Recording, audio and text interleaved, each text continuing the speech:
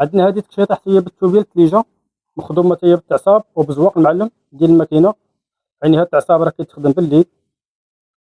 التوب التحتاني دايرين ليها التوب ديال الروزا، يعني راه كيجي لاصق قفطان مع الدفينه، كيتلبس لبسه وحده كما كتشوفوا الفينيسيو ديالها راه دايز نقي. بالنسبه للعبار ديال هاد التكشيطه عندنا في الكتاف 41، طول الكم 60، الصدر 31، لي هونش 33، والطول مترو و60. الثمن ديالها كدير 1500 درهم، وثمن الخياطه كدير 1600 درهم. لارسال راه داخل وخارج المغرب، يعني فين ما كنتي كتوصلك حتى للدار. كما كتشوفوا الموديل ديالها كيجي راقي ورائع ديال التكشيطه. الا كان عندك توب بغيت تخيطي هاد الخياطه هادي راه تواصلي معنا في الواتساب.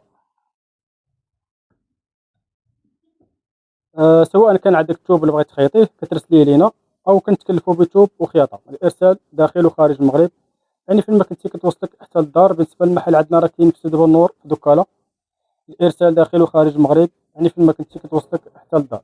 سواء كنتي باغا تخيطي او باغا تاخذي، يعني راه فين ما كنتي راك توصلك حتى للدار. كنتمنى ان شاء الله هذا الفيديو ينال الاعجاب ديالكم. ما تبخلوش علينا بالبارطاج وبالضغط على زر الاعجاب، شجعونا باش نبقاو ان شاء الله دائما نشاركوا معكم اخر الموديلات اللي كنخدموا في المحل كنشاركوا معكم.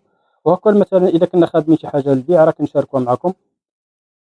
كنتمنى ان شاء الله هذا الفيديو يكون نال الاعجاب ديالكم. شكرا لكم على المتابعه، والى اللقاء في فيديو جديد ان شاء الله.